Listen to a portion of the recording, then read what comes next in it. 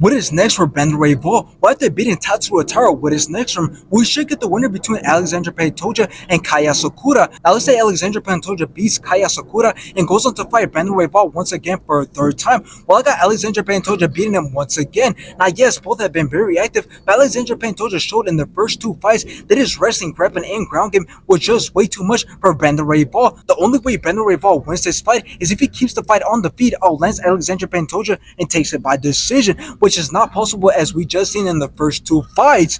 Now let's say Kaya Sakura somehow beats Alexandra Pantoja and goes on to fight Brandon Royval. Well, I got Brandon Royval winning this fight. Now yes, both are great strikers, and yes, Kaya Sakura has a lot of power, but Brandon Royval has way more high-level experience, has a way better resume, and has been way more active. Kaya Sakura also has a glass jaw. He has been knocked out 3 times in his career and has beaten complete bumps. There's no way Kaya Sakura beats Brandon Royval or Alexandra Pantoja. Now, another potential opponent for Brandon Royval, assuming that he doesn't get the winner between Alexandra Pantoja and Kaya Sakura, is a fight against Kai Kara-France, since Kai Kara-France just knocked out Steve Versek, who put up a really good fight and who went all rounds with Alexandra Pantoja. So considering that Kai Kara-France basically shut down the rematch between Steve Versek and Pantoja, making him fight Brandon Royval and the winner of that gets a shot at the title next actually makes a lot of sense. So now let's say this fight happens. Does Brandon Royval come out on top? Well, I believe that this fight will take place on the feet for the majority of the fight, and that's where I see Kai Kara-France dominating the fight because he holds way more power and he's quicker, and his boxing and striking skills overall are just way better than Brandon Royval. So I got Kai Kara-France beating Brandon Royval on the feet unless Brandon Royval is able to take the fight to the ground due to being in trouble on the feet and looks for a submission, which then he might actually have a good chance at beating Kai Kara-France. So in the end, great performance from Brandon Royval, but he did show that he's still not worthy of standing in front of Alexandra Pantoja. So I think the best decision that the UFC can make is to make Brandon Royval fight Kai Kara-France, because I believe that if anybody's going to have a chance against Alexandra Pantoja,